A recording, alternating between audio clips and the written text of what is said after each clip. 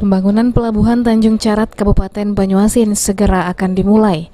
Kabar baik tersebut diterima langsung Bupati Banyuasin Askolani saat menghadiri rapat virtual bersama 3 menteri, yakni Menteri Perhubungan, Menteri Keuangan, dan Kepala Bappenas Republik Indonesia. Pembangunan pelabuhan diproyeksi menelan dana 1 triliun pada tahap awal dengan kucuran dana secara bertahap mulai dari 300 miliar.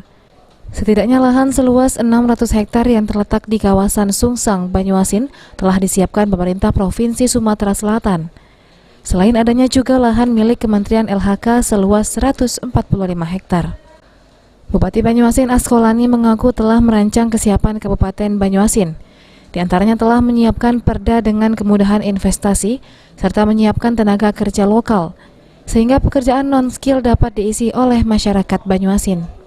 Putusan rapat ada 3 kementerian, Menteri Perhubungan, Menteri Bappenas, dan Menteri Keuangan yang dihadiri langsung Pak Gubernur dan dihadiri saya langsung secara virtual. Kemarin diputuskan ada terminal internasional yang akan dibangun di Indonesia. Salah satunya itu Ambon dan Sumatera Selatan. Sumatera Selatan adalah Banyuasin di Tanjung Carat. Hari ini kita dengan Pak Gubernur akan meninjau ke lapangan, melihat langsung rencana pembangunan pelabuhan internasional yang ada di Kabupaten Banyuasin yang di Sumatera Selatan ini. Kesiapan daerah?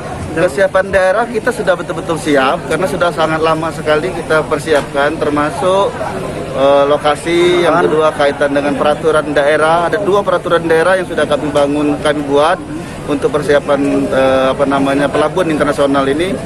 Yang pertama peraturan daerah tentang RT/RW, yang kedua peraturan daerah untuk memberikan kemudahan, keringanan bagi investor untuk mengembangkan investasi di Kabupaten Banyuasin. Serapan tenaga kerja lokal Banyuasin, Pak? Ya, kita salah satu yang akan kita bicarakan nanti dengan Pak Menteri, termasuk dengan Pak Gubernur. Kita menginginkan 80% itu tenaga yang terserap itu masyarakat Kota Banyuasin.